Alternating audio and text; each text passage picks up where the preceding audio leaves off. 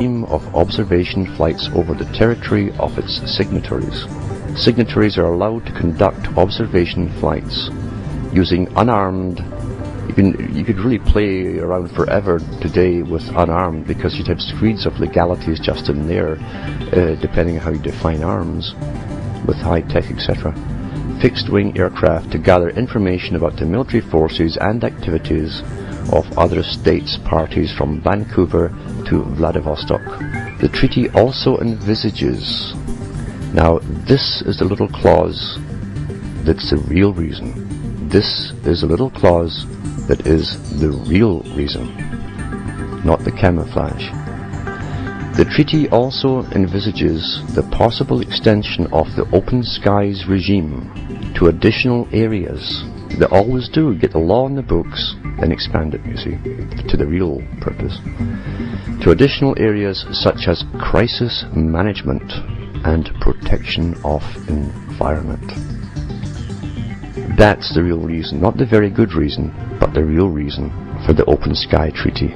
The treaty also envisages the possible extension, envisage is to see ahead, you see, the possible extension of the Open Skies regime, military term, regiment, regime, to additional areas such as crisis management and protection of environment.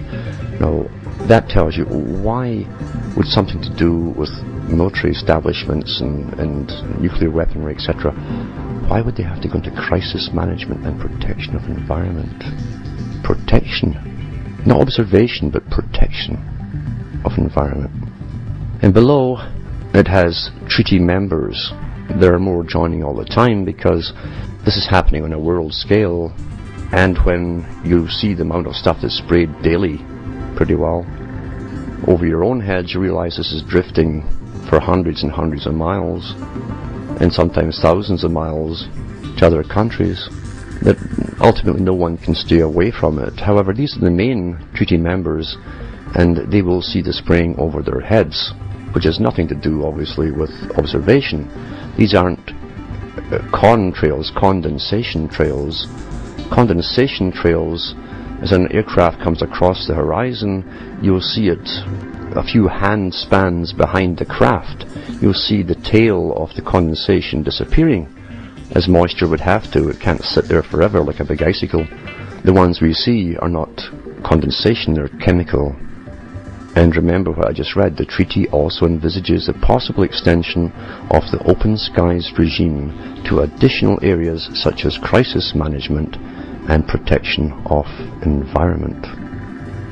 The treaty's 35 states parties are Belarus, Belgium, Bosnia and Herzegovina, Bulgaria, Canada, Croatia, the Czech Republic, Denmark, Estonia, Finland, France, Georgia, Germany, Greece, Hungary, Iceland, Italy, the Kyrgyz Republic, Latvia, Lithuania, Luxembourg, the Netherlands, Norway, Poland, Portugal, Romania, the Russian Federation, Slovakia, Slovenia, Spain, Sweden, Turkey, Ukraine, United Kingdom, and the United States of America. Several other states have declared their intent to accede. The real intent of the Open Skies Treaty was simply to deal with a threat from out there, the environment, you see. But it's also to do with controlling people, crisis management. Remember, this is a United Nations effort, and the World Health Organization, that's part of the United Nations, already years ago talked about lacing certain water supplies with tranquilizers to calm people who might just want to get rather nasty if their country was being taken over. That's on record. And people have been noticing the effects of the heavy spraying, sometimes on themselves and on people around them. So I think they're using chemicals for multi-purposes here. But definitely, if you understand how an elite work in their headspace, you would use every weapon at your disposal on the general public if your plan is to take that same public through the biggest transition phase from one complete lifestyle to another. You don't want them thinking about things. You don't want their minds to be active. You want to avoid people complaining, forming groups and all that kind of stuff. So you would use everything in your arsenal to keep them dumb and stupid. So would the jet planes then be carrying it in their fuel? It could be in the fuel and it could be in extra tanks. They can do it either way. Yeah. But then the pilots that are flying these planes, they have to know that there's an extra tank on it. Oh, they know what they're doing because, see, if they were commercial aircraft, they wouldn't be doing zigzag patterns across the sky. Hell no, they wouldn't. It's a very drunken pilot taking passengers in the long mission. No, but I was thinking of the military planes. Oh, yeah. They know what they're doing. And I think it's foreign pilots that will spray over Canada and the U.S., and the deal is that our pilots will be over there spraying their countries, kind of like a Dr. Strangelove policy, you see? Yeah. And that makes perfect sense. But no, it's not commercial aircraft because you can actually see the commercial aircraft with the usual contrail disappearing about a foot after. And they're flying very, and they're flying very, very high. Yes, and in a straight line, whereas these guys do, as you say, checkerboard patterns. I've seen them do U-turns as well, and the stuff that they lay down forms these odd-looking polymer clouds.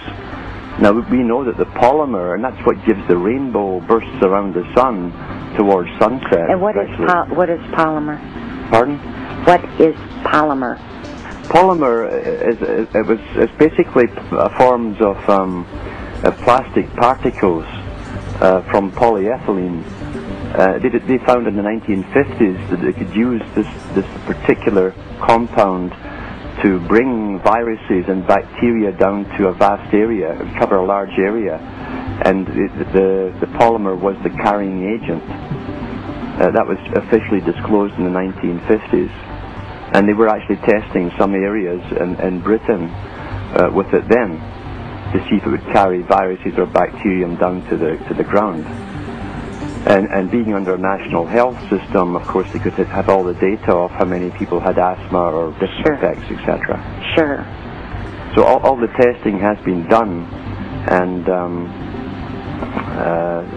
they're doing it for real now, you know. I'm sure it will also weaken the immune system. We know for sure there's aluminum oxide in it, and barium. Barium. And now, what is the aluminum oxide?